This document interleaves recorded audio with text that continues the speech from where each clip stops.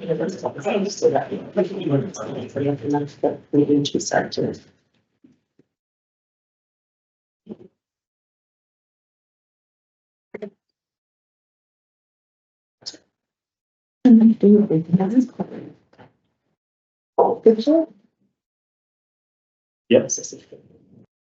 Kia ora koutou, no mai and welcome to this meeting of the Community Board. This is our penultimate meeting before the end of this term. So welcome everybody. I know we've got a pretty full public forum and lots of things still to be done in these last couple of meetings. So excuse my voice, I am not 100% well and I'm hoping to make it successfully through the meeting without coughing and spluttering all over everybody.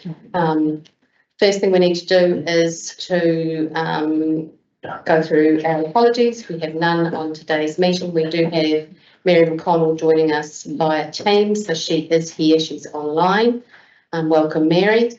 And then the next thing is to go into our public forum, and the first person I have on my list is Kieran Parsons talking about Cromwell climate. So come on us to the table. Take a seat, stand, dance, whichever thing you wish to do, but don't climb. We don't think any of the furniture is safe. That one looks more. That one looks more stable. I agree. Yeah. Well, I'm actually just 3 months from back surgery, so I'm still. Yeah. Yeah. Welcome, Kieran. Thank you. Firstly, thanks for hearing from me today. So the background is that I'm here on behalf of Cromwell Climbing. And I'm the main person who's been sort of leading the charge in getting outdoor climbing going in Cromwell. And I also teach outdoor education at Cromwell College as well as other subjects, but I have that mainly to the east side there too. There's been a real growth of climbing in Cromwell over the last 8 years. We have an active club scene, you could say. And all of these people have prior outdoor climbing experience, so they're either coming back to climbing, or I know some people, a couple of people have moved here knowing that there is climbing available as well. There are some barriers to participation. It takes instruction and purchasing of technical equipment to learn to climb safely outdoors. And an indoor facility would lower the barriers to participation, and that's really what I'm here to talk about today. We've got a survey with 500 people supporting the idea of having an indoor climbing facility in Cromwell. And one of the things that also was highlighted in that was the need for indoor recreation, particularly during winter in Cromwell. People said it would be the cool's great, but more is what people were saying.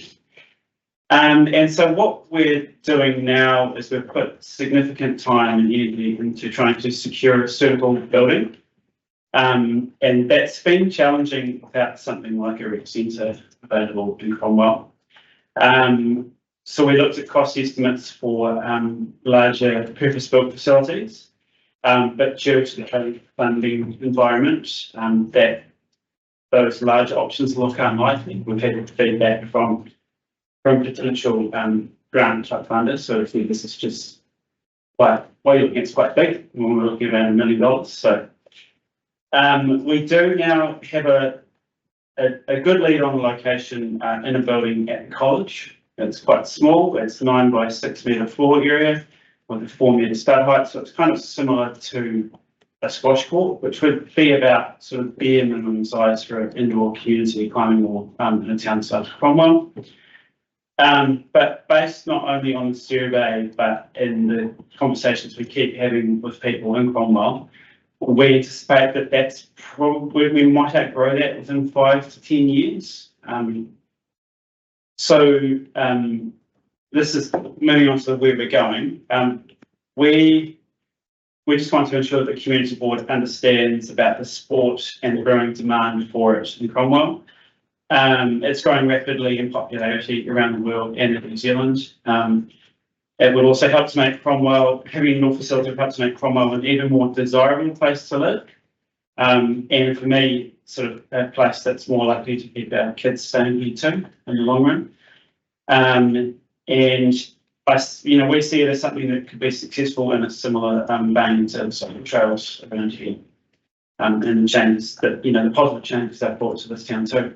And And we asked that when considering a future indoor recreation centre as a possibility for the Rasmus Reserve, indoor climbing can be included in this from the beginning of the design stage to ensure maximum functionality.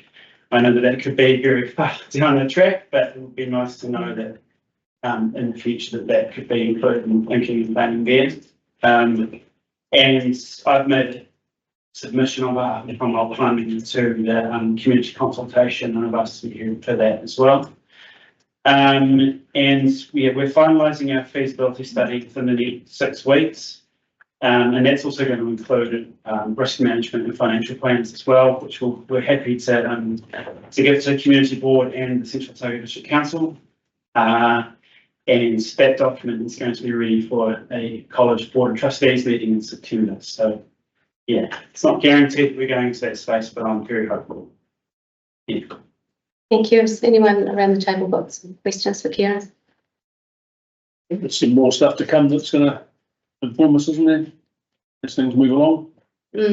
At the moment, as you know, we do have frequent calls for some more indoor sports facility recreation space, and it's something that we haven't got monies to spend on at this point. And obviously the talk about what might happen at the race course has been based around fields at the moment, but there's certainly been lots of discussion around this table about the need for indoor court space to secure our kids playing basketball and to make it so that netball might be able to hold competition games and those sorts of things. So, you know, those conversations are happening. There are no guarantees about whether or not we manage to get something across the line in the medium term. I'm hoping that there's things being talked about for the long term. But yes, it will probably leave you without a purpose-built facility for quite some time. Yeah, I think so. And I mean, I look at Tiana with the Purple Event Centre, they've got a climbing wall in there, which is hugely successful. And that's in that multi-purpose recreation space, which I think would be great for Cromwell. But yeah, if we can go into a smaller space at the college to start with, it's just a way to get going. Yeah, this looks quite good for a climbing wall. Yeah. I'm just looking behind you. There's no window there. That would be That would be great. Yeah. We could be repurposing this building at some point. You never know. Yeah. We'll be able to do it. All right. Thank you so much for the presentation. Anybody else with comments or? I was like, good job. It's hard to get started from scratch. Thank you. Yeah. And know how much time and effort you put into that, and know how patient. And keep going. Yeah. Even though we're saying not short term, doesn't mean it's not there, and things like this only happen to people like you. So That's right, and that Keep takes going. the community drive to get things like this off the ground. That's really important. Yeah. Grounds. good job so far, but keep it up. Thank you. And next, we've got Shane coming to talk to us about the Cromwell Senior Football Club. Welcome, Shane. Thank you. Thanks for the opportunity. I'm actually representing the junior club as well, so. Yeah, I thought you might be because we did have some. Pat's broken his Oh, speak, but he's given me something to read out, if that's okay. That's perfect. Read away. The Cromwell Junior Football Club would like to thank you for the opportunity to talk to you. I apologise that I am unable to attend in person today. The club currently has 230 active playing members and 29 adult volunteers to help run it. We have doubled in size over the last 5 years, and with the expected population growth in Cromwell, we anticipate this growth to continue into the future. The junior and senior clubs have collaborated well over the last 6 to 12 months, and this has been to the benefit of both clubs. We believe a shared lease agreement with the council over the Alpha Street club rooms would be a positive move, as it would provide potential for us to perform some much needed maintenance and repairs on the building. The building gets a lot of use by both clubs pretty much 12 months of the year. However, there are aspects of the club rooms that need to be improved, such as lighting and hot water. We see a lease agreement as a critical requirement for the maintenance to occur. Football plays an important role in our community, both kids and adults, and having club rooms that are functional for everyone is something we should all aspire to. Assuming the lease proposal is put forward and accepted, I look forward to working with the council, along with Shane and the rest of the senior club, to make a real difference in what we can offer the football fraternity in Cromwell. Thank you for your time. So that's from Simon Peake, who was the president of the junior club, and we have started working together in 2017, I think. I created a Cromwell Senior Club because I didn't see why we hadn't had a team since the dam, and we have grown to be the Chickets Mackay Cromwell Women's team, the Southern Lakes ITN Cromwell Blue team, and the 45 South Cromwell Red team. So 2 men's teams, a women's team. We have a youth contingent coming through now, and obviously it's vital for the future of football for us to have a facility that we can shower in and do the likes. We attract about $15,000 of sponsorship every year, which I think is not insignificant. We're growing. There's 17 or 18 different nationalities involved in the senior club, which I think is phenomenal, because you would imagine Cromwell to be quite pale, male and stale, but it's not. And there's people all over the world that have participated in the Cromwell Senior Football Club and have created lifelong friendships, and still do if you look at our social pages. I also run the Santana Mineral Central Lakes Football League, which has 16 men's teams and 4 women's teams. Started out with just 5 men's teams, so the women's part of it will grow. But I just wanted to mention that because in our last 30 days, our socials have had 38,000 views. So football is not insignificant in Central. And further down the track, and I've been down there today, I know the utility buildings will be up for grabs next year, and they are mothballed. So we'd like to put dibs on them if at all possible, because we are growing exponentially, and the pavilion won't suffice. And I know the brick building down there is perfect for us, and then I'm into big, hairy, audacious goals. So I'd like to develop the other one as well for the club for the future. Thank you. Thank you so much for your time. Don't disappear in case there's people. Oh, yeah, sorry. Questions and comments. It's like telling news at primary school. Well, I'm just intrigued because I know that 12 months ago there was the junior and the senior clubs were hardly speaking to each other, and I'm just intrigued to know how you managed to patch that up. The change of junior administration. Okay. Experience. When I started the club, I always wanted the juniors to be involved because I saw that to be the way.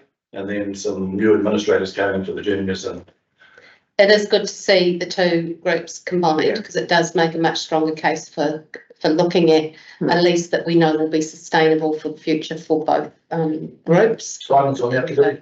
That was the first thing we did when he came on board, and it's the only way for the future. And now the Southern Lakes ITM Cromwell Blue team, they have a number of those junior kids, because there's no under 16 or under 17 league being run by Football South or whatever, Southern Football, whatever they're called now. So we've integrated them into ours. On top of all that, we've got all the seasonal workers, and as you can see on the back of these, Seasonal Solutions have come on board as a sponsor as well, because we've just had a sort of an agreement that we got the players if they were available, but we need to make it more special. And I've been working on a player for 3 years called Bon Colour. He's one of the best players, if not the best player in Vanuatu. And we'll have him in Cromwell next year, and he'll be poster boy for the league, but also for Seasonal Solutions. So and we're developing this to work through for cricket. Cricket's huge in the islands. Obviously, it's dying in New Zealand, and that's an opportunity for us to bring a lot more Indian and Sri women Lankan over. communities are often. Sorry? Our Indian and Sri Lankan communities are often at the nets. Yeah, Yeah. and there's nothing really organised for them. So I've been working with Shane O'Connor and Seasonal Solutions, plus the Vanuatu government and Vanuatu Football Federation to develop that, but also so the Nevan partners can come over, and a lot of them come here. They're here for 9 months of the year, and it's hard slog. Yeah, thank you for your presentation. It's good to hear about something that's growing and is positive and has a good direction forward. So appreciate that. Thank you. Thank you. And finally, we have Hannah Caldwell, who is going to speak to us about the use of council land for community gardens. Hannah. I have this you can all read if you want, it's just the business plan for the community governance. Also, I'm the new vet at the community house as a receptionist, so probably for you guys, but also. So yeah, I'm Hannah Cordwell and I'm here representing a group of volunteers working to create something meaningful for the Cromwell community. A permanent community owned garden, a space to grow food, foster connections, support mental wellbeing and strengthen resilience. Over the past several months, we've put a huge amount of time and care into this vision. We've developed a full business plan that's going around and explored every site we could identify across Cromwell. However, all of them that we put to the council have come back with it, no, we're using them for something else, or just we want to sell that to build on. So I understand that there's not a lot of land to be used, which brings me here today. So we're just coming to you with a request to help us identify a new piece of land. We aren't asking for funding, we're not asking for buildings or services, just support to find land or a way we can talk to someone else about that opportunity. We're open to any arrangement that's fair, whether it's a long-term lease, a rental, or a public benefit transfer. Our team is prepared to fundraise, apply for grants, build everything ourselves, and maintain it entirely with volunteer labour. This wouldn't just be a place to grow vegetables, it would be a place for learning, healing, and connection, with quiet areas, teaching zones, accessible pathways, and open spaces where everyone in Cromwell can come together. So yeah, as I said, the business plan is just going around. It outlines our vision and our readiness to start as soon as possible. We have the energy, we have the people, we just need the space. Thanks. Thank you for your presentation. This is coming around. Maybe you could email it to one of us as well, and that might mean that we can give it a bit more consideration. Sure. Land is one of the things that is hard to come by. Yeah. So the area proposed on there is Alpha Street between Ray and Horace. So Which is the dog area. Yeah. Anyone got further questions? So what sort of area are you looking for? not too picky. No, I mean, in terms of, square meter. Size, again, not too big. It could be even the size of this room. Right. Enough to just get anything going, and then from there we can build on if we need to, or yeah, just really anything. Any further questions? I don't see what there's at the minute, but I'm wondering about what the dog park is, a bit of actually, that's Alden Street of that dog park, which is not going to be part of the dog park. Okay. Or a section in there. On Alden Street that's still Off considered. Alden Street, heading towards the lake, there's a bit of Alden Street all there. Yeah. So, Did you make a decision to the racecourse reserve thing? No, because I heard that that was looking at other things at the time as well, so do you think it's? But like, but yeah, just, well, because with what you're talking about, you only want to call us somewhere in the road. Yeah, we don't need to. You know, and then you think about other options as well. Yeah, there's probably some other ones that are at the transfer station next to an shed. Yeah, sure. Try that one. Yeah, We don't know. yeah, yeah. Eh? Can't grow food on contaminated land. I tried the training pond area, and that's what's going on as well. You don't want to be correctly moved around. See if Yeah, you can convince someone to let you go on the road, look at the racecourse. yeah. Like, does it like just be Parks and Rec that I would email for that? Yeah, that man just heard me say. 14 maybe. It's probably called the as well. We've already been in touch, I think, it's been, I think it's, yeah. Sorry, do you want to just check his emails right at the end? That's my question answered now. Okay, there you go. Bing, bing, bing, here we are. Thank you so much. So, yeah, and Sarah will circulate the business plan for us so that we can have a look at that. And that moves us on to the confirmation of the minutes from our previous meeting. I was in,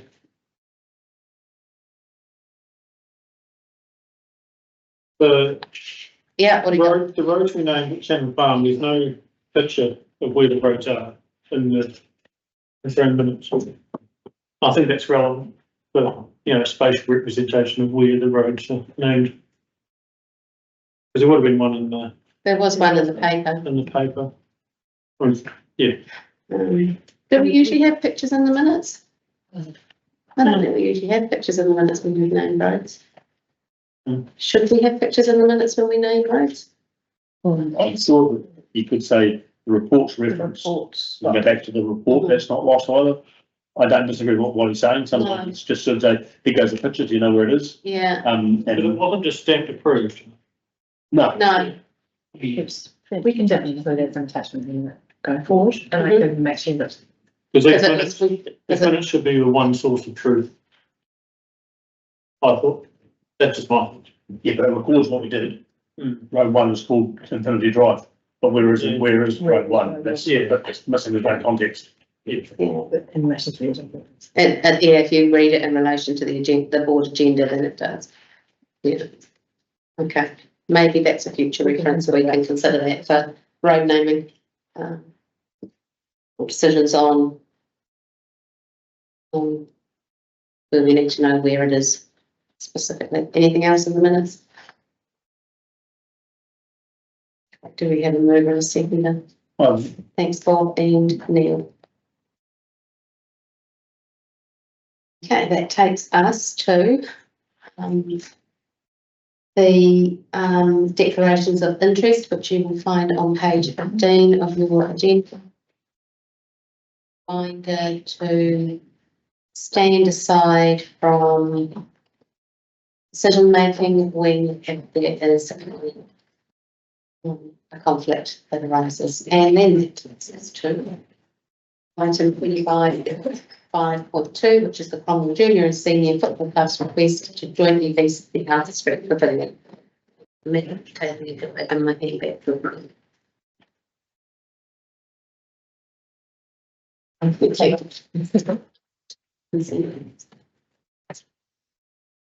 Thank you. Welcome, Zelda and Karen. Thank you. So just presenting the report for the lease proposed with the senior and junior football clubs. As I was stating the presentation, the clubs are working well together now, and we're in recommending a lease for the old Alpha Street Pavilion building, and as per the recommendation, starting from 1st of July this year, 5 years, 2 rights of renewals, and proposed rental $290 per annum. I have submitted the financials on page 21, which basically, according to the leasing and licensing policy, comes to $290 per annum plus GST. So this, as the recommendation, I request your approval.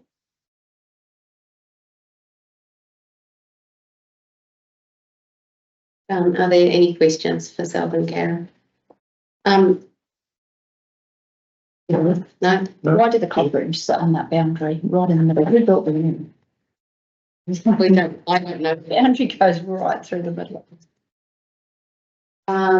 My question would be about the fact that we've talked over time about provision of hot water and shower facilities and stuff in those spaces. So where are we sitting with that, and Yes, right. how does the lease support getting that done? There to now take place.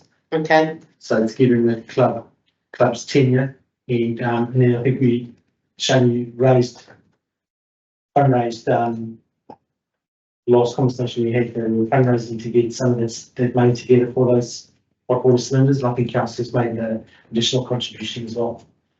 okay. Yeah. So that will push that work along. That's scheduled for a couple of years. I still had the money in there and the plan. So we're looking at being able to bring that forward and do something Yeah. Well, that's more immediately then. make that happen quick. Cheapest. And the open shares.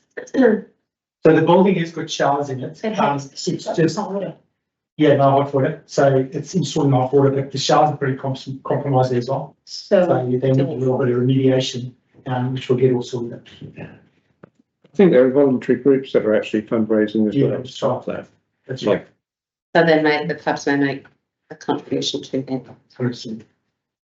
And this is for the pavilion, it's not for the field, it's not for exclusive use of the fields, right? We're only talking about the pavilion use. Bowling, yeah. Yeah, because the fields are subject to, fees and charges, aren't they? Yeah, Separate matter. separate matter. Yes. Can I just say something on the fields, please? Mhm. But it's obviously free for the juniors, we pay $1,500 a year to use it for the seniors, that's fine. I'm wondering if that can be, for the year rather than just a season, because we've just had an incident where the girls wanted to run a tournament, all the health and safety regulations that they had to go through again, they ended up giving up on it.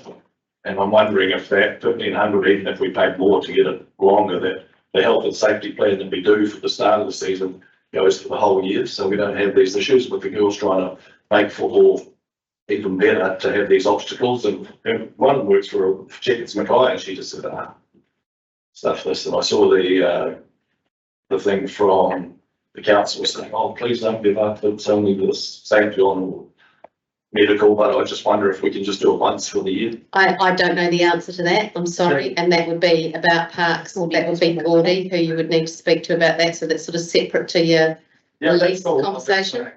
But, yeah, no, that's cool, so that I would get you two to have those conversations about your grounds usage and what you need from the grounds and for how long, would be a conversation with Gordy, yeah. Right. Any further questions?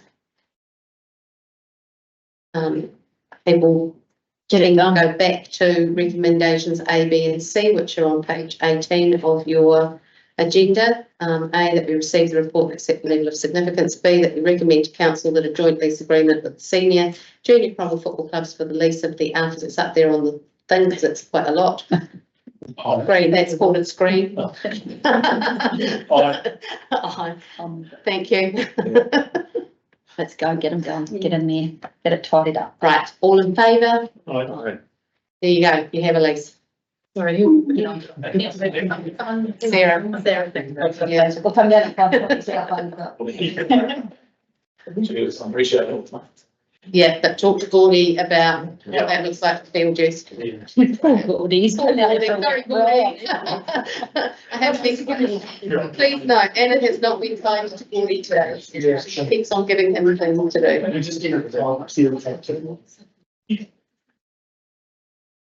Okay, then that takes us to another item where we have these two gorgeous people sitting in front of us, which is road stopping in Alpha Street. thank you. On page 20 something. 25. 25. I've crossed over. Sorry. Sorry, don't ask people to run your meetings is my recommendation for today. That's this time, it's, yeah. It's a reasonable, straightforward, road stopping, 15 Alpha Street. It's, the house is encroaching about, reserve there. So the applicant has asked for a road stopping for that, as shown on figure 3. I'm just requesting your approval for that in terms of the public works set, please. I'll move. How did it end up looking like that in the? I'll second it. All in favour? I give it to them. Well, all the questions about why the road was that shape can stay in our brains. When you look at some stuff, isn't Actually, it? it doesn't go back too far, that road wasn't even sealed, and it didn't used to go to the highway either. Oh, okay. Yeah. I know all the background on this. Yeah, Molly will know.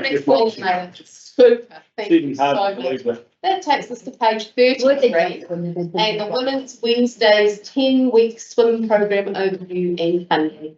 And welcome, Carly. Hi guys, how you doing? Good, thank you.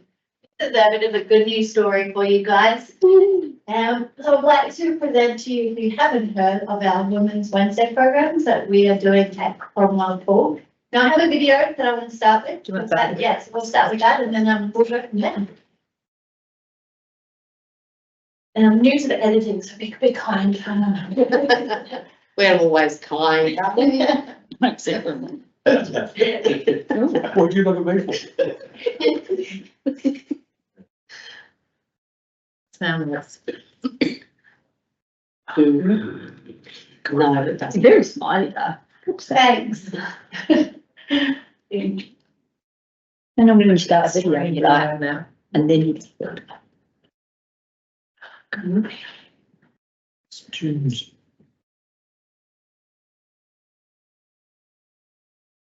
Okay, I tested it, worked fine. Could be a weekend where we just voice over it ourselves. Do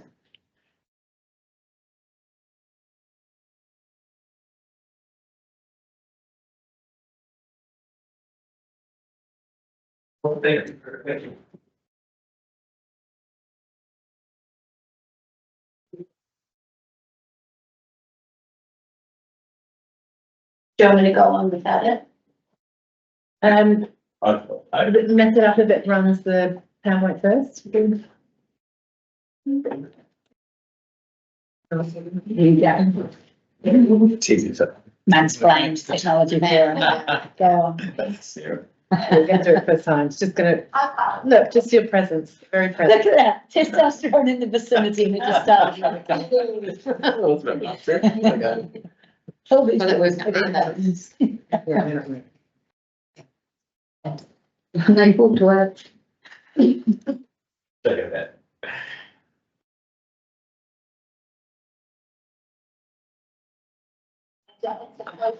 Nice, yeah, hold on. There she is.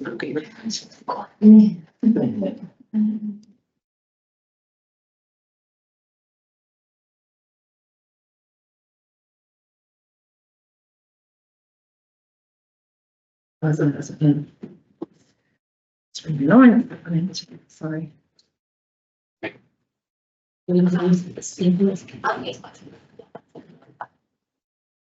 And I'm about to introduce our Women's Wednesday. A program that is more than just about active people talking. This aspect, many migrant women don't have the chance to learn how to dance. For some, it was never part of their upbringing. And for some, it can bring really good insight. Do you want me to sit forward, right? It's beautiful video card. You want to see it. Yeah. Yeah, it's precious. Come on, David. Come on, David.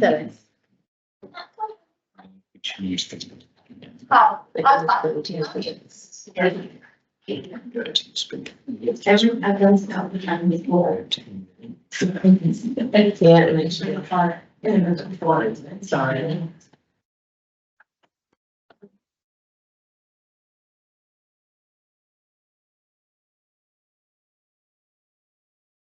So we're running too far ahead in the meeting.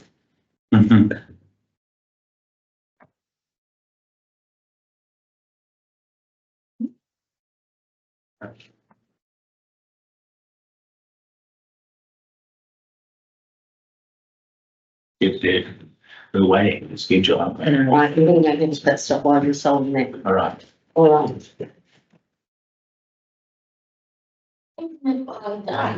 I'll go sit down. That's all you needed to do it. All right, from the top. I'm the Equality Australian Employees Housing District Council, and I'm proud to introduce our Women's Wednesday, a program that is more than just about access to employment for women. In our community, many migrant women don't have the chance to learn how to swim. For some, it was never part of their upbringing. And for some, this can bring really big anxiety, especially when their family and kids are around them. Here in Central Otago, with lakes and rivers all around us, water safety isn't optional. It's essential, and safety starts with access. And that's why Women's Wednesday stepped in. Women's Wednesdays began from community voice. This was when migrant women in Cromwell who wanted to swim but couldn't access public pools due to cultural and religious barriers approached welcoming communities.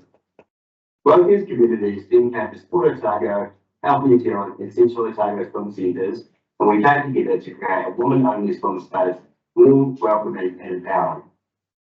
Confident swimmers from the community put their hands up not to learn but to support other women. That peer-led environment helped everyone open up, connect and grow together. What started as a 3-week pilot became a 6-week fixing, now evolving into a structured 10-week program. This is our vision in action, empowering Otago to be active, using collaboration to remove barriers and improve wellbeing one week at a time. Guys, my name's Kelly. I am a previous lifeguard at the Cromwell pool. I took part in the Women's Wednesdays programme as a volunteer, and it was just the most incredible experience. The first week that the Women's Wednesday was on, I was actually lifeguarding at the pool, and it was just such a beautiful experience to watching these women come together and just this form this incredible community and just being part of something so special. I then decided that I didn't want to lifeguard the event anymore, and I actually wanted to be a member.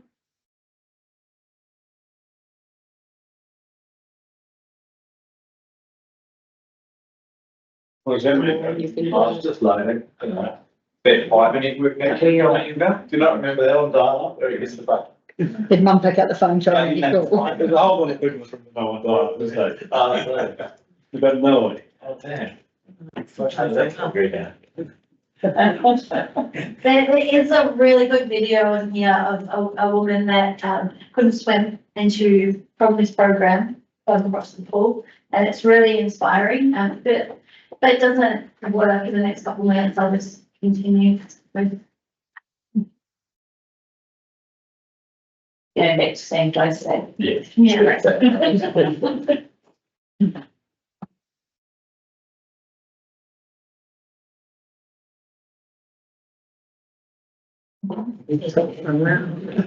Yeah, just gonna drag it on a bit. Still there. Right, that's a very Five. Yeah. Stopping it. It's having a good old too.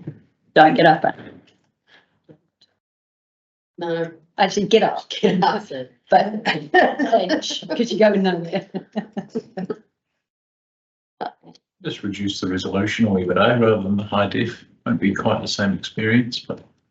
Starts for Normans, do you know what? So I'm going to get going. Producing us in the gym lights on. Oh, there you go. It's high quality on it. I wish it would be the same quality.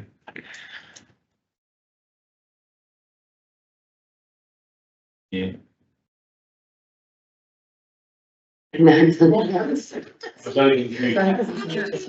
Oh, sorry, That's that's all good. disappointing. So that I didn't want to lifeguard the event anymore, and I actually wanted to be a member and be part of it myself.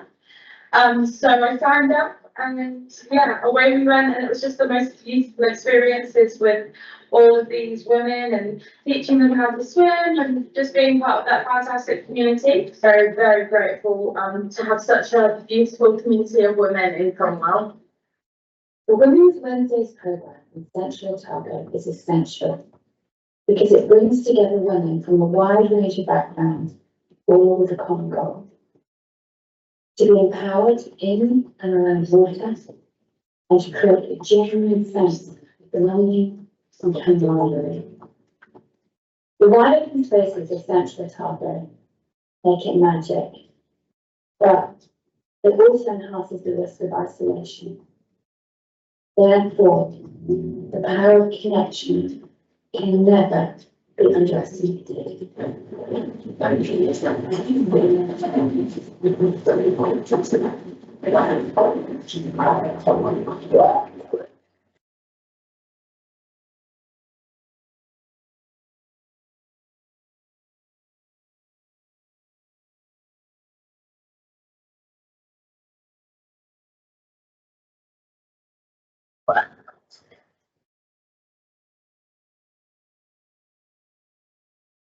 Hi, I'm Pablo. I've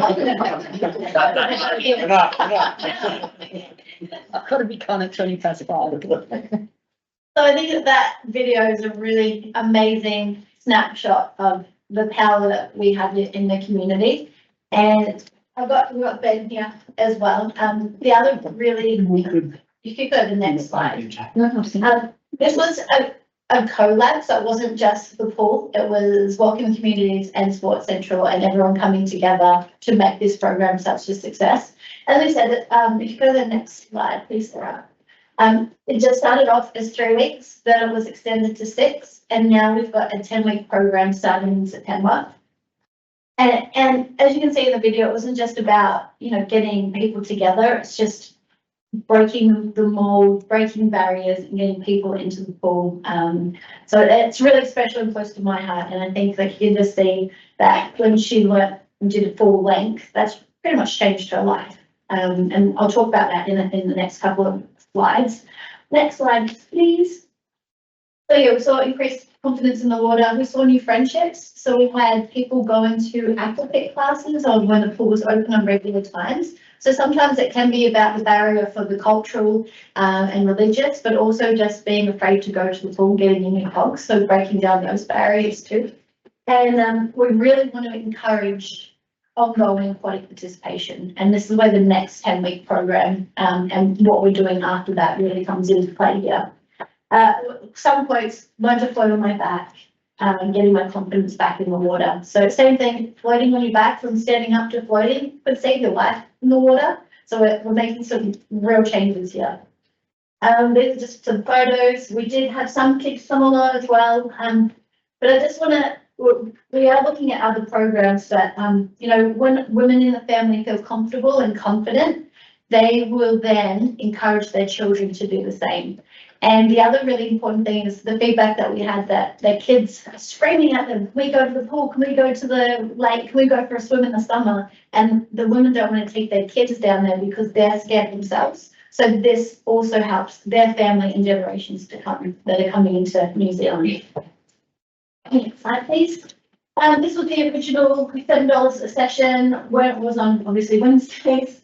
And, you know, we had 20 women, thunder and lightning, and we had 20 women show up at the Cromwell pool.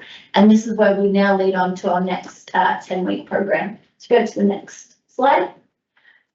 So it is starting in September. We've just put our interest in getting it out to everyone like this week. We're targeting beginner to intermediate women.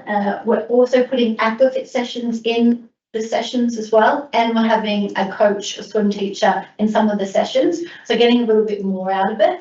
And then after that, this will be subsidized as well. So if you go to the next page, we have requested funding, but this time around, welcoming committees have also come to the table and given us some funding.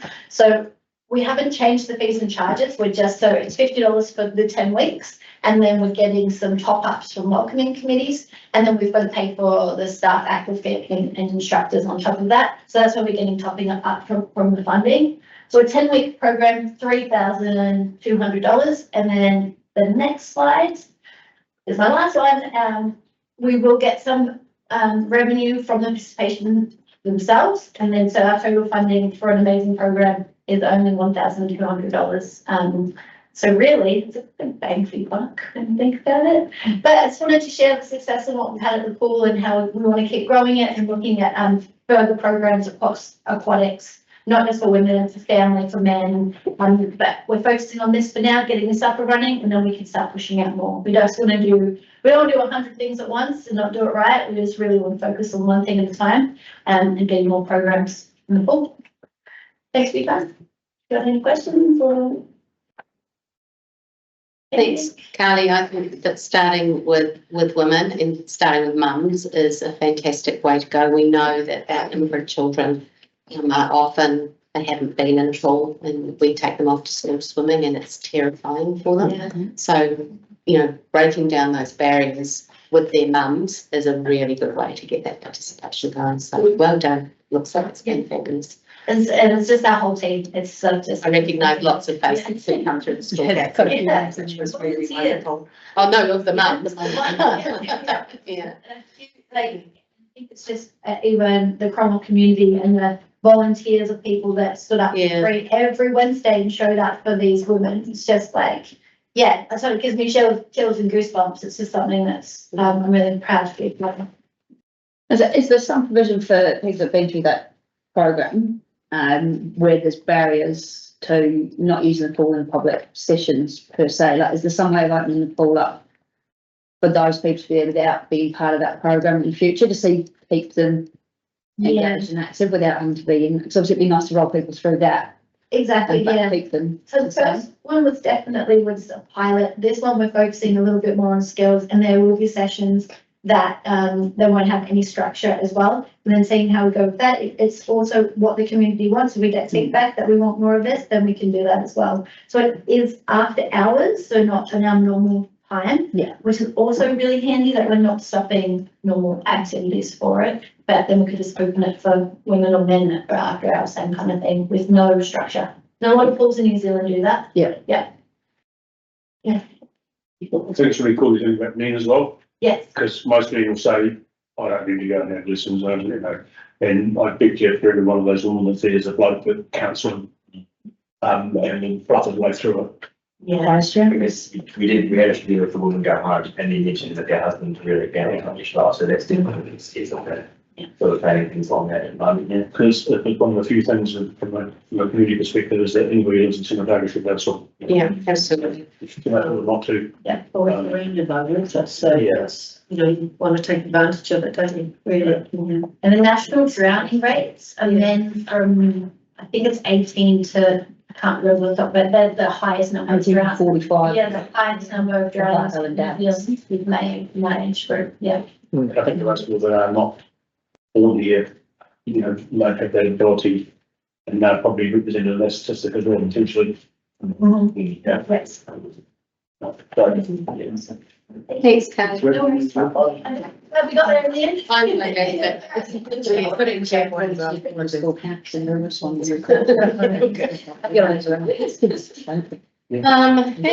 Gordy, welcome. I've given you so many other things to do to come and talk to us about.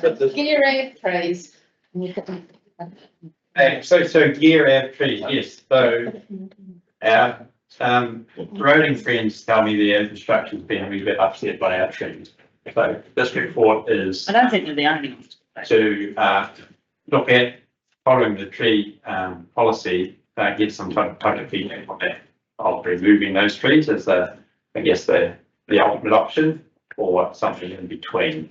And Paul might want to talk a little bit about in more detail on the damage that the trees are doing, but but where the policy we should be following for this, and there's no budget in the long-term plan at this stage, though it'll have to go in the next budget round with we go through the rest of this. So, I mean, just around the effects on infrastructure, it isn't just the footpaths that actually interfere, it's actually starting to cause damage to private property as well too. Fences and probably potentially we can't see what's going on beneath the ground either, potentially below ground through water services as well too. Over the last 7 years, our maintenance intervention has been reactive. And probably about this time last year, we sat back and reflected on that, and we're not actually really, excuse the pun, we're not really addressing the root problem. And we will continue to be in that situation if we don't address these trees. And the extent of the damage that's sitting there now is, circa in that probably somewhere between $150,000 and probably $180,000 to go in there and fix what's there now, causing issues, and that will continue to happen. And even though reactive intervention's been very short term, we'll be getting 3 to 4 years life out of those footpath repairs until we have to go back because they become a safety hazard, and we've still got sections of that footpath that are probably in that situation now where there are legitimate trip hazards, particularly for people that probably aren't quite as physically able as the average person. So we've seen a have an issue there, both from the safety, private property, and obviously ongoing cost of the ratepayer as well too. Yeah, there's no doubt that it's quite a it's well known aesthetic sort of avenue with those trees. However, they're probably the wrong person in the wrong place at the wrong time. Without any barrier protection in the day, like many trees around the district. So I guess the next thing we can get some feedback and progress. Feedback. Would there be replacement planting made suitable replacement planting made, our beautiful tree lined avenue will no longer be a beautiful tree lined avenue. Just going to change the name of the road, it's quicker. It doesn't need to be an avenue anymore. Yeah, well, Potentially, but It won't be quicker, it'll come to. it would be where probably in the gaps of where the trees were. The trick, as I said in the report, the trick is how we're going to get some water to them in the first couple of years to get them established, because the roots are still going to be in the ground, and we might ground the roots will still be there the wrong way over time. So that's something we'll need to just sort of work through how we can do that. Okay. Yes, but I think it's going to be good to have maybe not as many trees, but at least some trees along there where we can fit them in comfortably and water them. If we water them by hand for the first 2 or 3 years, I should be able to be established by then. We pick the right varieties. Okay. You look like you've got a question there. I think the consultations are important, but I think as part of that consultation, there needs to be an explanation of why they're there in the first place. What the expectation was, because they were the jewel in the crown from when our project came to town and they were first established, because that was strictly built from scratch. I guess what surprises me and probably frustrates me is to think that this is not a new problem dealing with for a long, long time. And we probably in hindsight would say now we should have actually done this a long time ago, because we've actually kept them because it's the right thing to do, we thought. But probably, what's the right word for that? A misguided notion. I think it's important to understand why, and then that will help explain why it's failing. And then I think we should, as part of it, consider that saying what we think about we might do afterwards, because clear failing new thing is one thing, but then you've taken an amenity value out of that street that is important, I think, or well, I think it is important to the community, maybe the community themselves. Is it important to put something back? Or do you just want to put something else there? I don't know what you do. Car parks. Lines. You've got to rip the footpaths and stuff, you put the tree there, obviously, and all the, have to reseal those, you've got a whole more parking along them. I think it's going to be not just the removal, it's about and what to do next. Just ideas and concepts, because there might be some, and you probably want to have some words with the original designer and landscape architect who were involved in that to try and understand what his logic was, so he can remember something. Every policy points towards replacing every tree with 2 new trees, right? Yeah. The numbers in here don't quite make sense to me. There's 175 grand to replace 685 square metres of footpath, which is $255 a square metre. There's obviously traffic management involved and whatnot, but we can't just say things are expensive because of traffic management. But then, on the other hand, if we're replacing trees at a rate of 2 to 1, that's 140 trees in the ground for 50 grand, which sounds cheap to me. So I think we don't even replace the 2 trees from the same place. So what I probably should have said, I probably want offsets on that and let have a state tree planting process. Oh yeah. Yeah. Which would be and put the tree somewhere else. Yeah. And although because at least one tree has to come out for that subdivision anyway, because there's a road coming out onto onto Gear Ave, so that come out sooner than this process, but it's just one tree, not 70 trees. So Yeah. it will probably try and do that balancing of, or through parts more in the greenways as well, that doesn't balance those more. Because there have been some removed from greenways in the last couple of years. So it's, I guess across the town, for example, we'll do the replacements that won't all necessarily get on that much, but then we do that. Have the same problem again. And then we get on all that as well. So in my experience, it's a pretty cheap rate to get 140 trees into 50 grand. Yeah, I mean, around the footpath repairs, I mean, I was quite conservative on those estimates, and that was probably based on what square metre costs were to go in and do patch repairs, and depending on how parks want to stage it, whether it be take X number out this year, X number out next year, you're talking, potentially 2, 3, maybe even 4 establishments to get through funding periods and things like that. That will make a difference. We could definitely get that cost down, Wally, if we could go in there and all the trees were gone. We're confident we could go in and do all those repairs in one home. We'd be able to lower that cost. But then what that was conservative based on some unknowns around Yeah. the station, what happened, and things like that. So if it was 60 grand, get rid of the trees. If we're paying, I'd suggest that's a premium rate. But I'd like to think that that's a contractor taking full risk on the asbestos water pipe that's under it. There seems to be an asbestos water pipe under it. And if that gets buggered, then it's like, oh, sorry, it's going to cost the council another heat. Surely that's on the contractor. Yes, That's so right. those prices will get refined through a copper pricing, process. This is just one. Or two prices we got for this report. So when we do the job, probably likely it's gone up a bit anyway, but on inflation, but then there'll be a bit more detail on what we need to put into that tender for the consider. Price. Okay, so there's a full procurement process to go through. Yeah, this is just for the report, so you know the sort of ballpark numbers we're talking about. Yeah. And they won't be cheaper than that. Just be clear. Any further questions or comments on this item? If not, let's go back to page 34 and the recommendations that are up on the screen for you. Well, they're nearly up on the screen for you.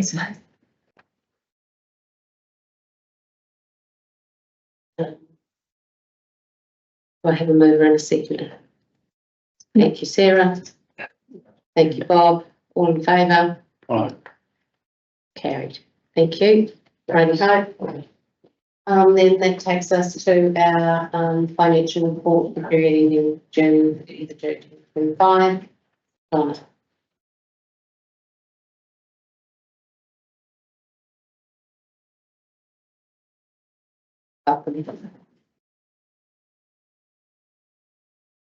So if the paper is being read, this is an interim financial report for 30 June. At present, the finance team are busy working through the end of year financials, and there may be some changes to these numbers. We're not expecting anything to committed. If anything, it will be just aligning grant funding to align projects that are happening. As at 30 June 2025, there was an overall unfavourable operating variance of $541,000 against the revised budget. So while there is an unfavourable variance here, just keep in mind that there is actually an operating surplus of 5.8 million. And that is actually compared to an annual plan surplus that was planned of 3.2 million. So it's a little bit more from the land sales. Revenue has an unfavourable variance of 1.7 million. Driving this unfavourable variance is land sales of 1.8 million and grant-free subsidies of 387,000. So unfortunately, the land sales at Cemetery Road didn't fully complete in the financial year, which I believe there's 4 left remaining, and 1 was settled in July. So I haven't seen it. Internal interest revenue, user fees and other reserves contributions continue to be high in budget, with your interest revenue continuing to be driven by surplus balances in your reserve accounts. This will change next year as we have uplifted the 18 million from reserves for people memorial before and utilised a further 6.7 million from land sales out of those reserves as well, bringing it to a total of 24. I've written down. I thought about 24 million in reserves. So expenditure has a favourable variance of 1.2 million. Areas under budget include professional fees, cost of sales of land, grants, other costs, contracts, and internal interest expense. Areas above budget include cost allocations, building repairs and maintenance, and staff. So the professional fees variance relates to the timing of the Cromwell Town Centre business casework, and along with work in carrying out the development of operational plan for the Cromwell Memorial. Capital expenditure has a favourable variance of 1.9 million, with 92% of total revised budget being spent. And your major project was being the Cromwell Memorial. So the reserves, I would have loved to have had an updated estimate for the end of this financial year for you, especially considering the Cromwell Memorial Hall taking a big chunk out of those balances. But at this stage, unfortunately, that has not changed since the last report given to you, which gives an estimate at the end of this financial year being about 12.1 million compared to an opening balance of 25.23 million. Surplus. Any questions?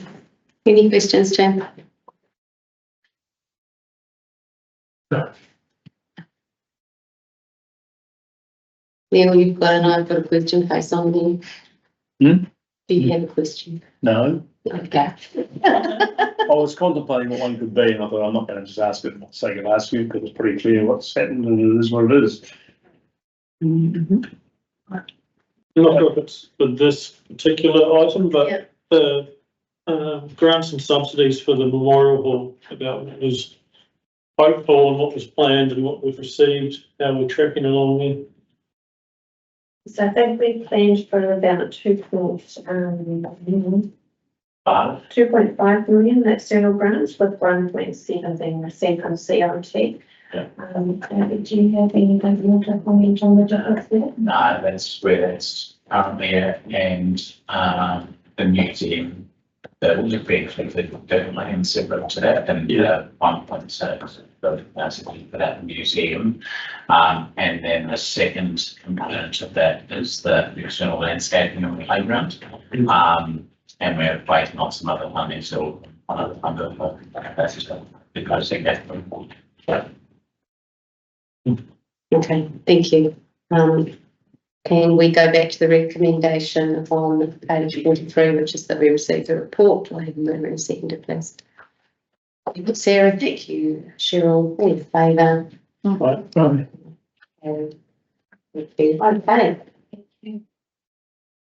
Taylor, your turn. Thank you, Madam Chair. It's maybe I've got a bit of a hybrid report today because I thought I just want the highlights real as opposed to down in the detail. So there's been a few projects that I've been working on this month. So health. At the start of July, I attended a public meeting in Wanaka to discuss health in the area with Minister Matt Ducey and several key stakeholders from Health NZ.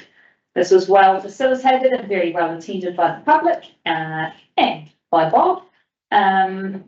And then the following day, I met with Minister Simeon Brown together with the Southern Lakes Health Steering Committee, which is myself, Mayor Lewis, and the local MPs.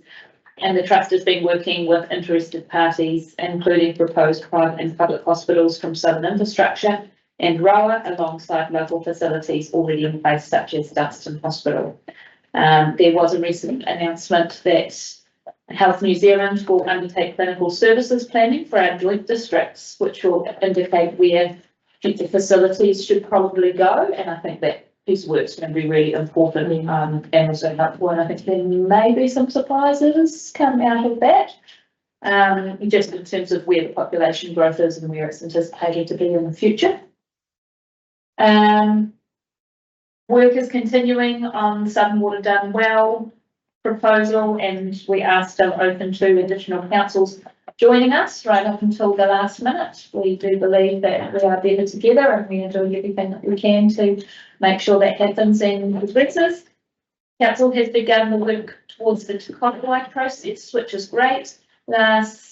Week before last, at the LGNZ conference, I facilitated 2 sessions on how to Korowai and REACH, which is the road efficiency group, can help councils to deliver better, more efficient systems in a way that is easy to explain to our communities. And I think that's where a lot of our challenges come from, is that most people don't have the time or the inclination to read 747 pages of agendas. So having those sort of numbers to hand, and whether we can create some sort of dashboard for our community, I'm sure they're all listening along to Donna's report on finance online, perhaps, but not here in person. So maybe working towards some more accessible information in that realm for our people.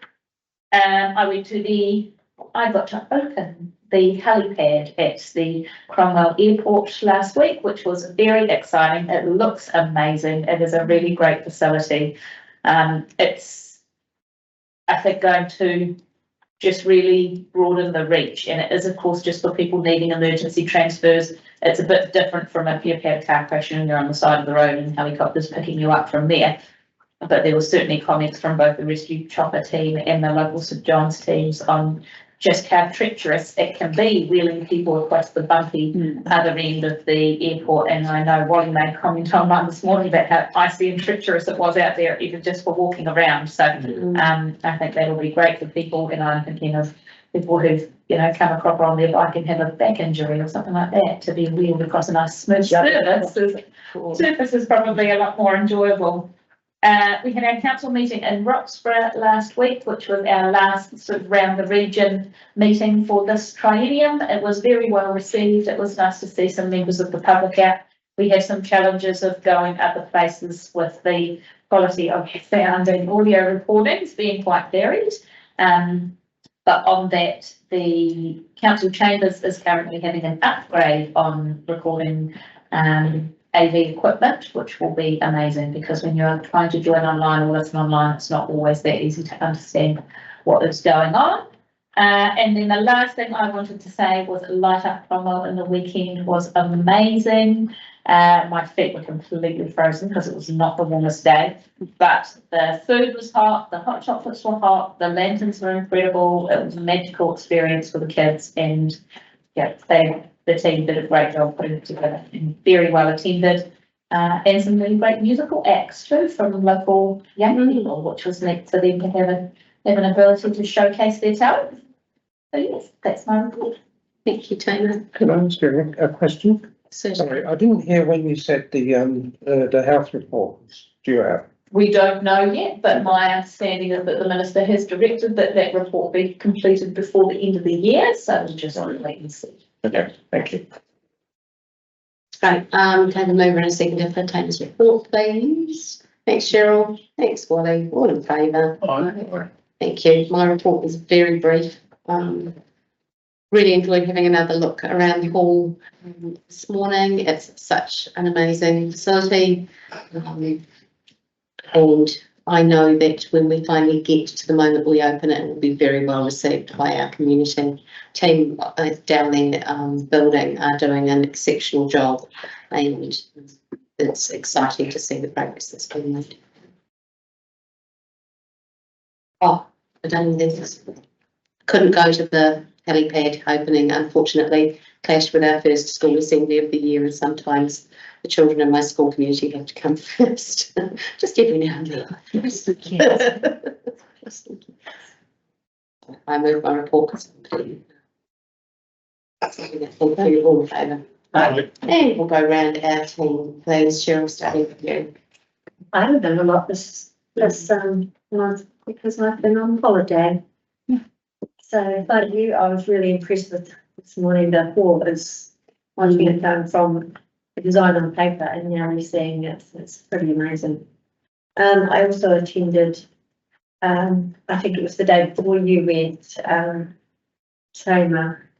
I also attended a meeting with Matt Ducey and Miles Anderson. And that was, there was only about 20 people there, so it was quite good to have a really good, close conversation with them and sort of get down into the nitty-gritty. So it was pretty concerned, maybe a wee bit angry people there, and which was good. It was good. It was really good. And so there's been a couple of council meetings, and I've likewise watched online. Green Southern would have done well. Had a few meetings. I haven't attended all of them, but that has also been interesting watching the progress of who's in, who's out, who's back in, who's back out. So, but yeah, apart from that, the highlight for me was finally got a holiday, and I haven't had a holiday for over 18 months now. I really enjoyed it. I went up the east coast of the North Island. Yes, it's a very beautiful part of the country, lots of unspoiled native bush. It's really good, real eye-opening. Okay. Well, I think in chronological order, I went to the All Blacks in Dunedin. Caught a really good cold, but you know, we pay for this thing and our rates, and we also go to the venue, right? So it's great. The kids loved it. Everyone loved it. Got the win. Another good venue that we've got in our area is Caroline and Alexandra. Had a work group go down there to get out of work for a couple of hours. Attended the racecourse drop-in session. I think that was in the last 6 weeks at St John. There was a really low turnout there. Was it half a dozen maybe? 6 people. It's generous. Yeah. I went to Milford. Went down to Tiana the day the helipad was opening, so unfortunately didn't make the helipad opening. Fiordland's essentially in a drought, certainly by Fiordland standards, so waterfalls weren't really cranking. Went to the Speedway AGM, and it's fair to say there's been some ongoing correspondence since then. And attended an Automobile Association meeting with, there's a couple of the hierarchy from National Office in attendance, which was a good discussion. And yeah, light up winter on the weekend was awesome. I mean, my thoughts are it's probably the best one yet. The weather was not as, I think last year was colder, but the breeze or the air movement, you could call it, was probably on point on Saturday. On Saturday night on the way home to Pisa, and then on and then on Sunday we cleaned up a few lanterns, and the record from what I could tell was a lantern just short of the collar club. Yeah, but yeah, we cleaned up. I can also off the face of the sugar loaf to get some steps in for the day. Thanks, Wally. Neil. I've had 3 council meetings since the last community board meeting. I know you've been quite busy. Yeah. Just a couple of things that been out of the ordinary, the yearly elderly housing rent reviews are done, and no significant changes there. Just a bit of news about Little Valley Bridge that's being renewed. So there's going to be a temporary bridge across the Manahera here at River Street while that work's being done. So that's moving ahead. We know about the proposed speed limits that we sent to the board some time ago. They're out for public consultation now. So that'll be interesting. We've got some updates on the different water main upgrades doing, which is including Cromwell. And we know about some oil water notices that have gone into Rainfield and Pareroa, and some work being done with the council. That was last meeting on 3rd July to try and reduce the rainfall of the protozoa barrier that's coming down from several districts of Borough. But fear not, people, the quality of the water has not changed from yesterday. Good news on our wastewater compliance reports. We're doing pretty well in that space. Some big improvements over the last couple of 3 years. I think we shouldn't underestimate the work that's been going on to make sure that we do the right thing for the right reasons with those discharges. And some other councils could take a leaf out of our book, I think. I won't name where they are, but they're certainly not downstream of here. Regional Deals Joint Committee, which I think you touched on. Tracy Patterson, councillor, is the deputy chair of that group, which by current regional council chair Gretchen Lawrence. After the elections, we'll see where that ends up. That was from the 25th of June meeting, 3rd of July. It was really good to see the Sports Central report on the funding they get from the council, and then see Ben here today. And also we have a report about the Central Coast Wellbeing communities, and you heard them mentioned and what's happening in the fall. And some might say, if you're a politician, that they could be the nice to haves. But other sort of things that make this community what it is and quite special about how things work. And the comment about the nature of our community, certainly if you're at school level here, you will know that there are a lot of new immigrant families who are looking for connection and ways to be involved in their community. Yeah. And you've only got to go, we had the privilege today to go around the Memorial Hall side and see the diversity of the people working on that. And I would suggest that the vast majority of the people living in this community, they've probably got kids in your school and other schools, we're not the place we used to be. It's changed a hell of a lot. Touched on the board water notices. The good news was that our endowment land investment strategy was approved by the council. The interesting paper that came to the council, it hasn't been to the boards, was about the reserve land status classification that's going to go on. So Gordy's did a project to look at all the reserves around the whole district and look at what one should still be, what shouldn't be, what they might be, and do some, I suppose, some eye dogging and T crossing, get a bit of a legacy that he's picked up. So we might get that report for our information at some stage. You will get some reports back. Yeah. We're being quite busy, aren't we? Daggers, it's getting icy on this side of the room, can you stop talking? Cordy knows that I'm going to do that. I'm reporting on what happened at council. Oh, no, that's okay. That's okay. Keep going. I don't know lots, I must have run out. Oh, and of course, yeah, something would have done well. And I guess it's one of the learnings out of that, I think, that we've got to pick up on is that about the submission process and how there seems to be an expectation out there by a minority that if the majority of that minority says don't, then we should be listening. And somehow I think as elected members and dare I say council staff got to find a way to better explain that process. Because that's the challenge that we have even now is to make those decisions, and they're not easy. But it was. It's really hard. People almost see it as a referendum, don't they? Yeah. That we've voted in something. And the fact that you can get how many number, I can't remember the exact number. 303 people submitted, 1.2% of the district. You're only getting the tip of the iceberg. And one of the challenges you have as an elected member is to work out saying, well, how do I think that minority that's telling me something reflects the bigger picture? So some real challenges with that, and as a consequence, we've made some decisions about where we're going next and what we're doing. I'm really interested to see what's going to happen with some of these councillors who said no, I'm attacking in particular. They made their own call, but when you have a minister telling you quite clearly about where it's going to go if you don't get it right, and then when the other home truths come back to you, you've got some really hard decisions to make. The luxury, not the luxury, but the benefit that we do is having community boards that represent the whole district. A chance for us to say, well, this board has connections back to the grassroots that can be fed back into that bigger picture. But yeah, that's an interesting challenge. Anyway, that's my report. Sorry if it's still hard your stuff. I love it, that's all right. Sarah. You should sit here. Maybe I will next year. It's going to be a cosier table next term. Well, I'll tell you what, I won't. It's so clean, didn't it? Just in case. Yeah, pretty much everything he just said, and then what else did I? The usual run of school sports activities, fun days out, voluntary time with other people's children as well as my own. Can't get enough of that.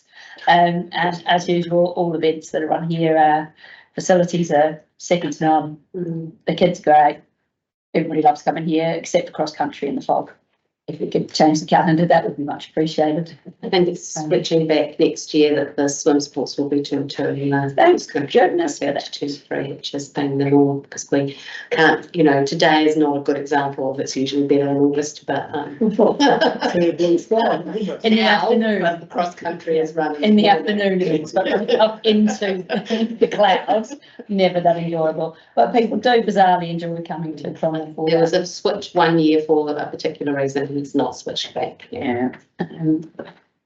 Winter sports coming to an end for most of those sports now, and Cromwell's played its part in a really successful season for facilitating and growing junior sport in just about every area, and challenges in things like football that we've talked about and growth and capacity are real. But as communities, we're managing well and we do well, and the kids are more active here than in a lot of other regions. So I think we do pretty well considering the miles people have to travel. On which note, we plug for the Rural Travel Fund, if anybody is listening, and their club is travelling in the Otago region for sport. There is help available with the grant there, and we meet in 3 weeks. Yeah, growing numbers in sports and reducing numbers of volunteers as a matter of it's difficult, and fuel's expensive and the distances aren't getting any shorter for the time being. So funds like that are available to help, at least help a little way towards those things. But it's successful sporting region, so let's hope and see it continue to grow as it does. Outside of sport, week before last, I went to the placing of the first stone on the Chinese village build down in Old Cromwell, which was well attended actually. Lots of people down there, quite happy. Strange fellow in shorts out there and minus something or other, laying stones, but he seemed very happy. But it's cool to see that coming along, and with the hall in the background, quite the juxtaposition of building.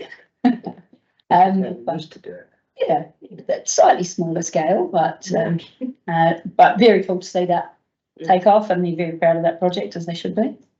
So that was great. And yep, again, all of the same as everybody else, light up winter, watch the lanterns. I have the benefit of being inside the hockey pavilion and couldn't even wear a jersey, it was so hot in there. I did notice, yeah. We turned the lights off so you couldn't see us. Yourself. Yeah, my beers were cold in the fridge and my toes were warm, and but next time, bear in mind. It was very much cheaper. Yeah, anyway. And then you all went to light your lanterns and I went over to the food cart because no go. And the kids away, carried on. But really cool event. I saw people there from miles away, travelled for probably an hour's drive just to come in and set a lantern off in the park. So that's pretty cool that they're coming for the atmosphere and that. Next year's the 10th year, I think, is that right? Yep. And so. And the move to the Rose Garden seems to have been really successful. And it's a really good spot actually, yeah. And I was one that wasn't sure if that would work or the space, but it's worked really well. It's really cool atmosphere, Anderson Park works well. So yeah, it was another awesome event. Cool. And that's me. And saw all their comms out as well about the composting. Oh yeah, of the lanterns, because that's been a question in the past, hasn't it, about, you know, the sustainability of what they're doing. So it's really cool to see. Yeah. Oh. Yeah, right, 27th of June, I attended a meeting of the Friends of Cromwell Cemetery, and as David said earlier on, I'm looking forward to see what the next steps are. On the 1st of July, I also attended the Health Action Wanaka meeting in Wanaka with Matt Ducey, the Associate Minister of Health, and Mark Patterson, the Minister for Rural Communities. It was very well attended. There were well over 300 people there, I think. My only criticism was that it actually wasn't long enough, because by the time they'd all introduced themselves, there was probably about an hour for question and answer, and very few people got to ask the questions. So that's, as I say, that's my only criticism of that. On the 8th of July, I attended the election candidates briefing meeting at the golf club.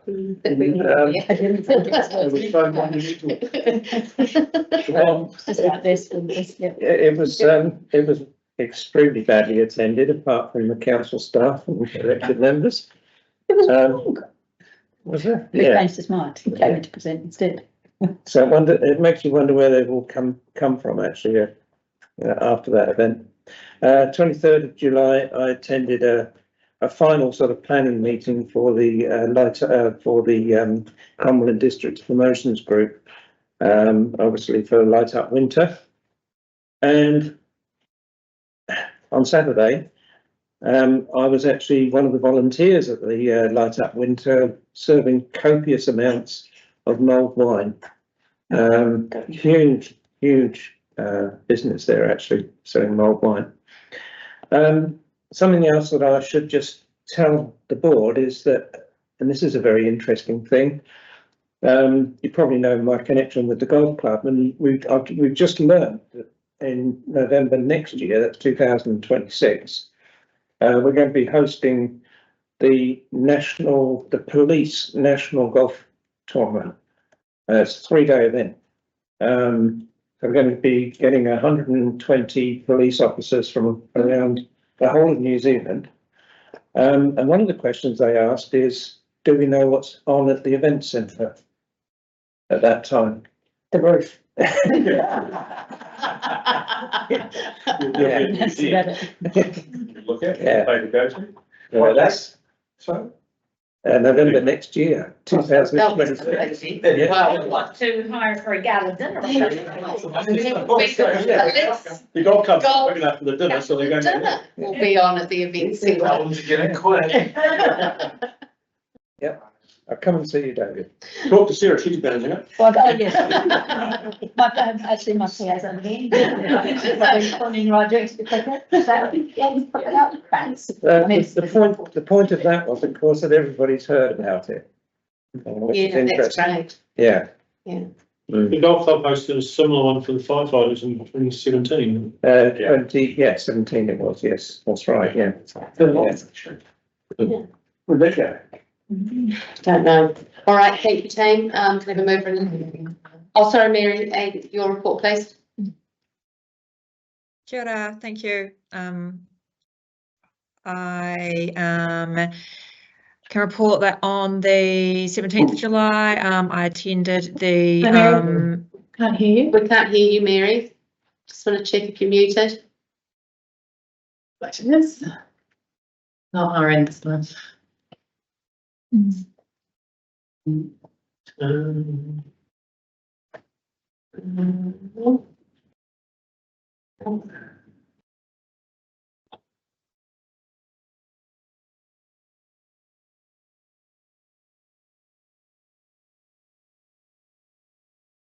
Could be used for that.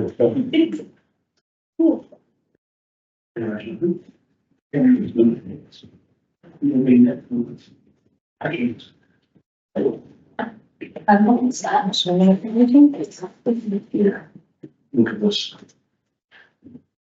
Unfortunately, I don't want to look at those peaks. If I stand up to try and go to the low again, it will probably be Remember to clean. Was very jealous. You're not making it out. Yeah, but I just Yeah. there's my back. Yeah.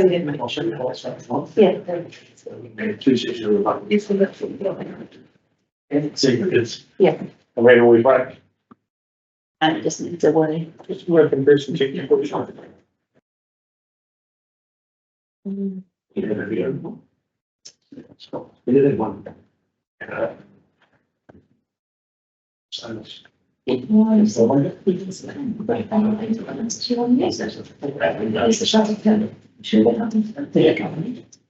Please open it away.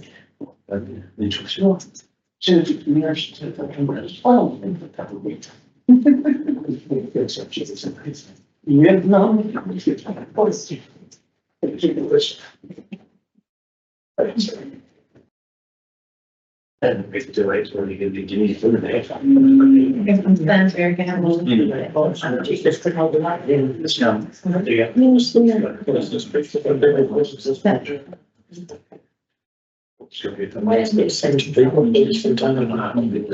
Sometimes I was aware.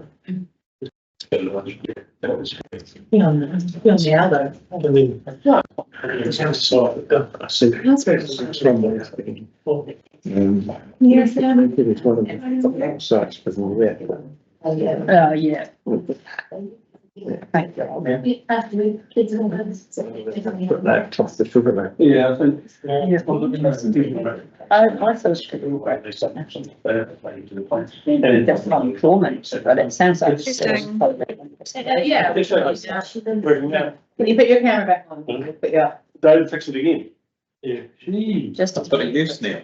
I never seen you didn't. That's actually a mess.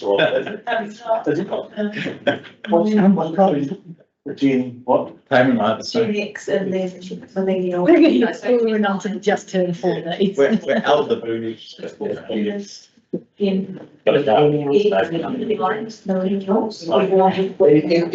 had to be explained to you, you know, you're about 3 steps away. One thing at the tail end of the boom, so I know you're there. Yes, you're at the tail end of the boat. Not quite, pretty much. Oh, 65. 65, yeah. That's a little bit. No, year 65. Testing. Yeah, we can hear you now. Yay. Camera on? Yeah. Are you gonna put your camera on?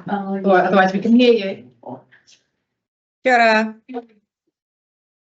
I have just entered what I Welcome. was going to say in the chat, but I'm more than happy to read it out. Thank you. Perfect. On We're even 17th gonna of get July, July. on 17th of July, I attended the Canterbury Women Infrastructure board meeting, focusing on mentoring, regional networking events and strengthening women's leadership and infrastructure across Canterbury. And on 28th of July, I co-chaired the Commonwealth Women in Planning Steering Committee meeting representing women planners across Commonwealth countries, focuses on global collaboration, leadership and development, and raising the visibility of women-led planning initiatives. That is all from me. Thanks, Mary. Sounds like very interesting things to be involved in. Yeah. Can I have a mover and a seconder for the members' reports, please? Aye. Fine.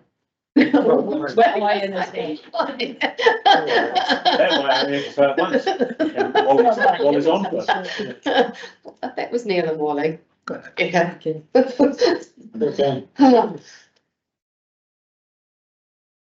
Okay, and that takes us to the governance report on page 51, and Gareth, that you're giving us an update. Yes, and Patrick will give us an update after that online. Yes. So good afternoon. So quick update. Well, don't just say for public.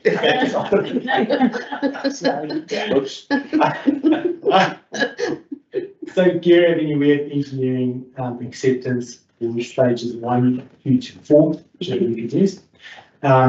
We are doing bulk earthworks across the entire site. That's almost at completion now, and we're moving on to starting civils works in stage 1 and 1B. Top is expected at the latter part of this year. So moving pretty quickly in that space now.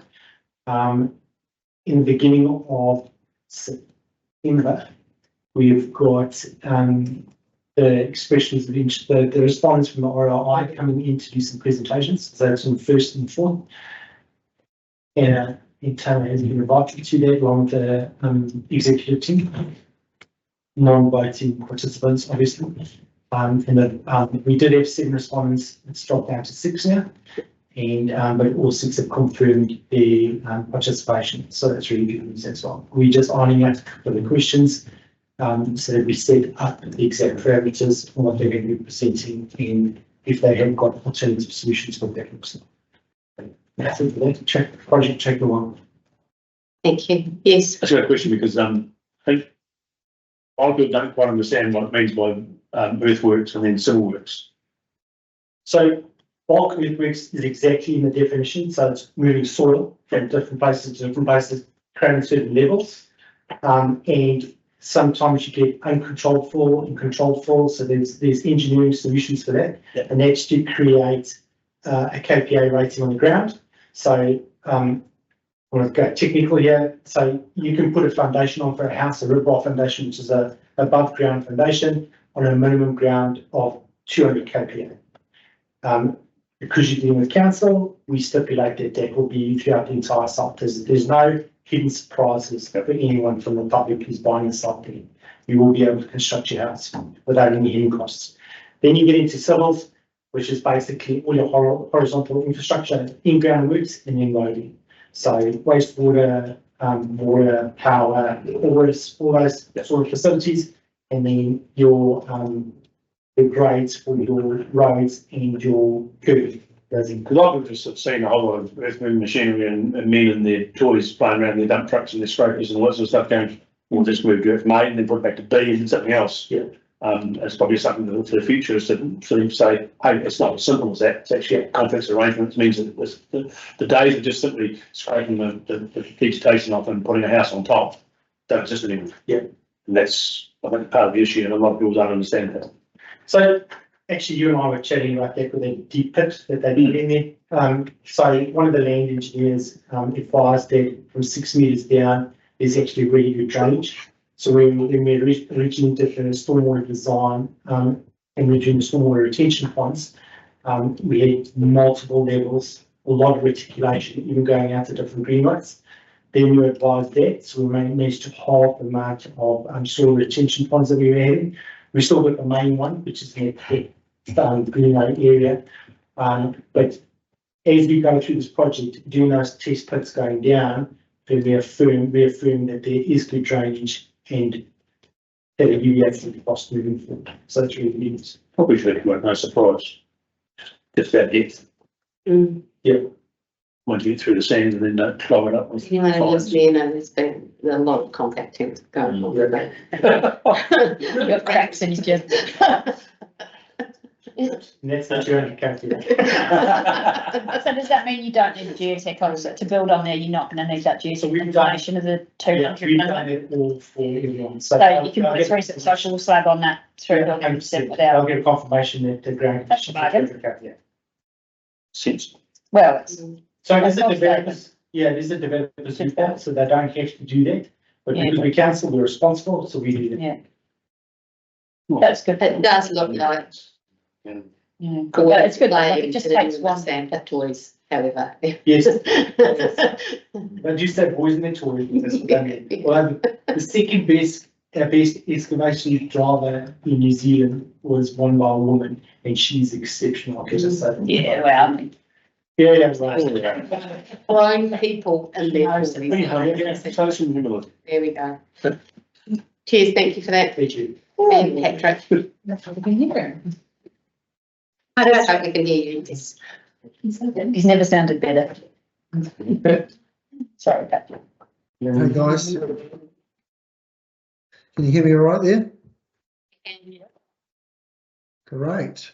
I can hopefully try and share a wee presentation. Is that all right, Sarah? Can I whip that up? Absolutely. Which one? I'm all right with I it. should be able to, I think. One from the whole, actually, from the young group. Yeah. We can't see anything yet. I knew this was going to happen. Is it? Oh, is that? There's the Yeah, David, you gonna help Pat? Off you go. Oh, quick, go. I'll stand up, go to loneliness and that one out. You could send it to me, Patrick, and I will endeavour to put it on the screen. It's not that hard, Patrick. Yeah, that's what I thought. It said I'm sharing, but obviously not. You said that before, Kim. Yeah, hold on. We've got it now. You got it? Yeah, Brilliant. it is very small, that's the thing, but it's, Oh, is it? yeah. You see that? Barely. On the live teams, it's a little bit different sharing because you have two screens. And I'll try.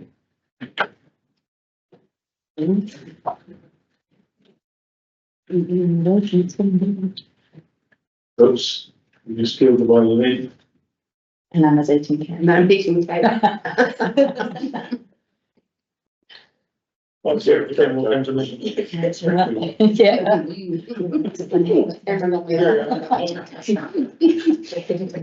You've had a last bit of cake. She bloody did. I've got it. It's in her pocket. Okay, so can you still see and hear us all right? No, we can't see now, Patrick. Excellent. If you want to start speaking and send it to me and then I can put it up as soon as I receive it. Okay. Oh, but it's only a few slides anyway.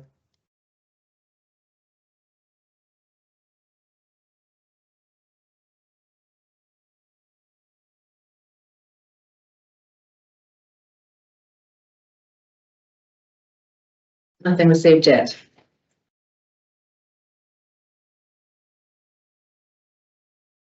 It's saying it's too large to share. That's all good.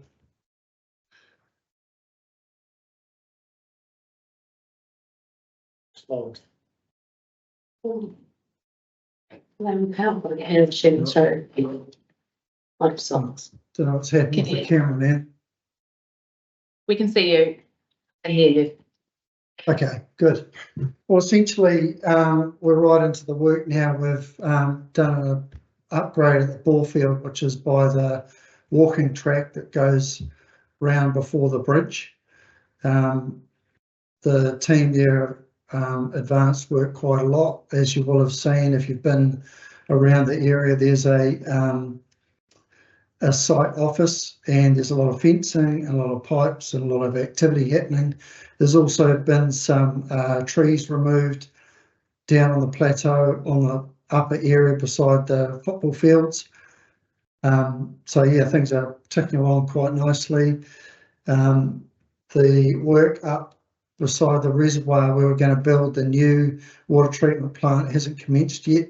That will probably start getting online in September, but we're pretty happy with progress. The only thing that is sort of throwing a wee bit of a spanner in the works is the extra work that we need to do to put an interim barrier in, which is a containerised water treatment plant that we are going to lease off Queenstown Lakes District Council and position down by the current water treatment plant now. So we're just working through that with Queenstown Lakes. I think Julie and Peter talked about that at the last council meeting, because that's been requested that we do that by Taumata ROI for Ranfurly and Patiroa. So that's just a quick overview. So if you've got any questions, I'm happy to take any questions. Questions, team? So Patrick, is that NCP building, is that just going downstream of the peninsula that goes in to the Say lake? it again, please. The NCP building, is that just going downstream of that peninsula that goes in to the lake? The interim water treatment plant. The control building. Well, I can answer that one, Patrick. So as you drive along, if you look, there's two houses in from the Upper Street Reserve. Yeah. It's down the flat there, and it's a stride, probably second and third house. Oh, so it's, You'll see the poles in the ground now. okay. As profiles, so it's sort of half in one section, half in another, but it's on designated land for utilities, Lynn's land, down the bank. But it's so it's further down than where they're doing the work currently. Yes, the MCC building that we looked at the site with you a few months ago, Neil. So it's just moving slightly to the north. Okay, yeah, it's in the same vicinity. That's why I wasn't trying to make that. Pretty much the same position, yes.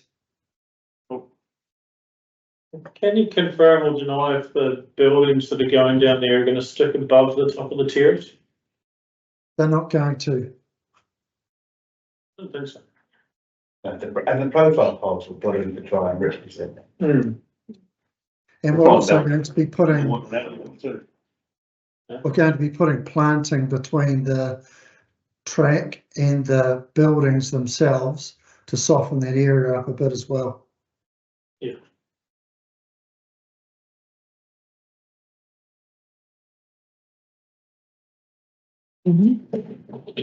Any other questions? Well, just the plant that's coming via Queenstown, that's going to help the treatment of the water. To what It extent? will provide a protozoal barrier which is not in place. That's So quite there'll be UV treatment. Yeah, so that takes away the potential risk of the more water from Yes. the regulator. And Patrick, the time frame that we hope to have that temporary solution in place? I would say October, November. That's quite Hopefully important. sooner, but we're finalising the program as we speak. That's quite important from a community perspective, because the water regulators running around with the big stick beating everybody up about what they should and shouldn't do. And we've been able to get ourselves ahead of that 8 ball in a couple of places by doing some really good work to make things happen, to make a difference.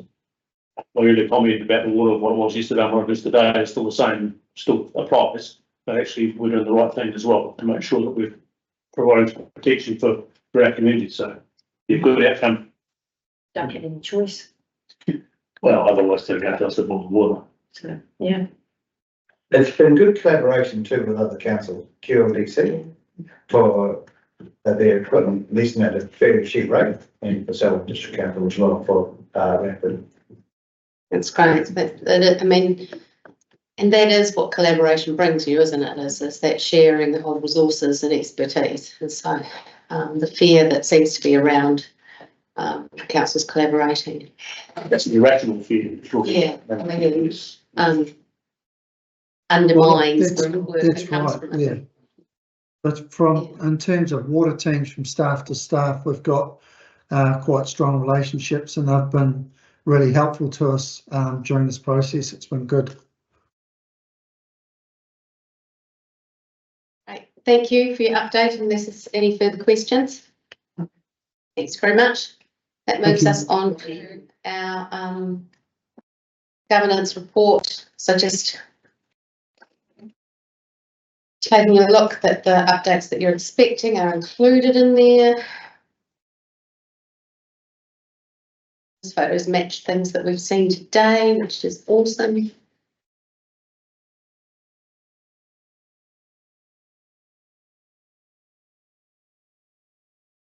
Any comments or queries on the governance report?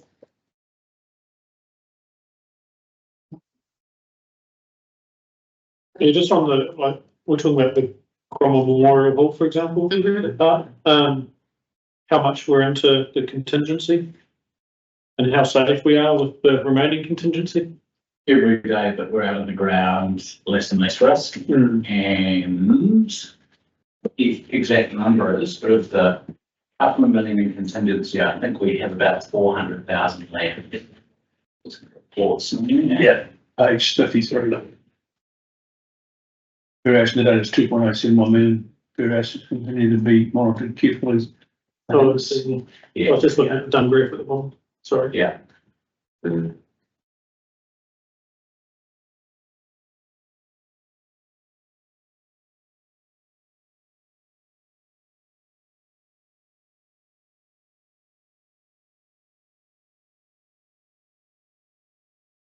Anything else? No, do I have a mover and a seconder that we received this report? Move. Thank you. Thanks, Sarah. All in favour? Aye. Carried.